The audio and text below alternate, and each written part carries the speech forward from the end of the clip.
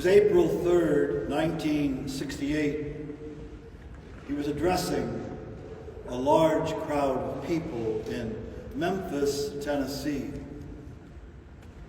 And part of what he said that night is, I've been to the mountaintop. I've seen the promised land. I may not get there with you, but I've seen the glory of the Lord.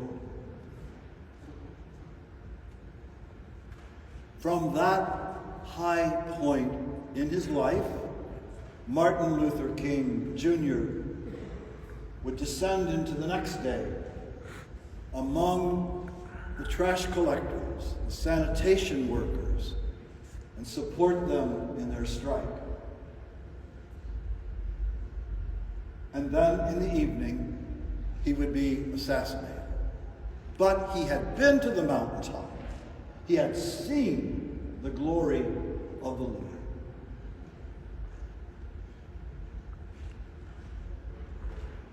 Jesus, transfigured before Peter, James, and John, would then lead them back down the mountain into the everydayness of their lives. But they would be somewhat changed because they had had a glimpse of Jesus whom they had never seen before. And it would give them courage as he too would eventually face his own death. St. Francis of Assisi, 2 years before his own death, went up a mountain. And there he encountered the seraph angel, this messenger of God. And there on his own mountain, he had his transfiguration moment, when the wounds of Christ were imprinted on his own body.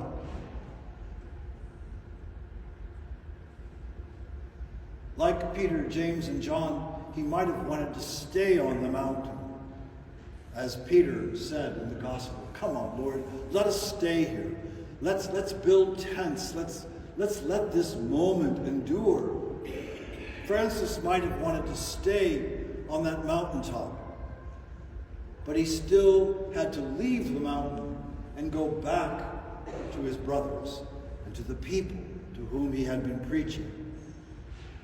But now, deeply wounded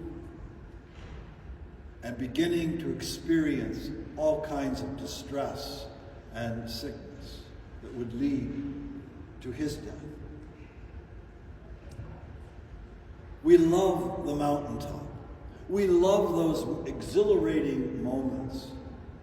We love those moments when we catch a glimpse of God that do indeed encourage us when we have to move back down into the everyday.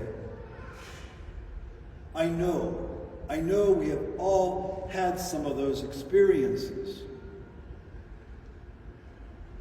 The birth of a child, the birth of a grandchild,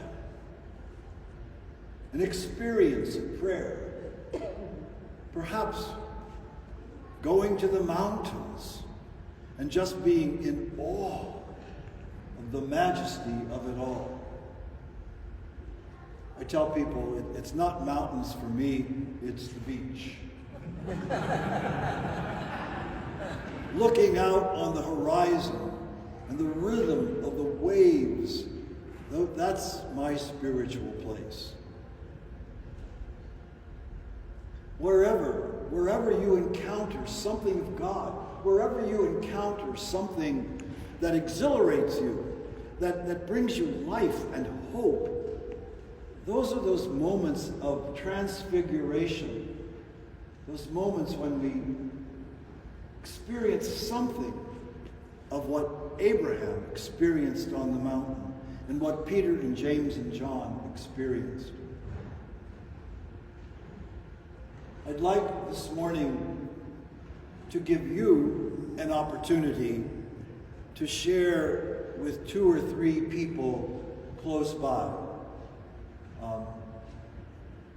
I know we're all pretty much all sitting next to somebody we know, so it's not going to be, but if you can arrange yourself a little bit with somebody you may not know so well, I'm going to invite you to turn in your pews or to even stand, whatever works best. And 3 or 4 minutes, in a group of 3 or 4, try to share what's been an exhilarating moment in your life. What helps you face tomorrow and today? What kind of God moments have you experienced? Extroverts are ready to talk.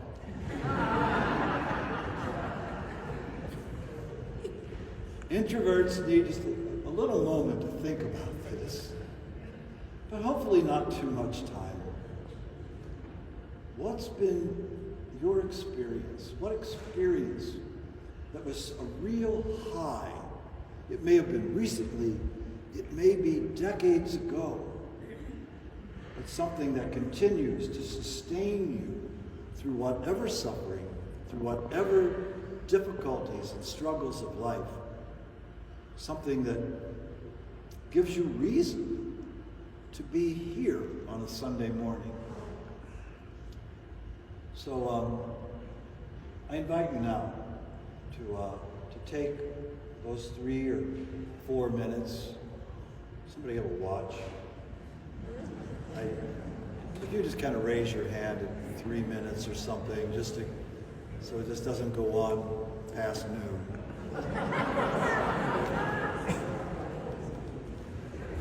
Clear enough? Just turn and have a little discussion.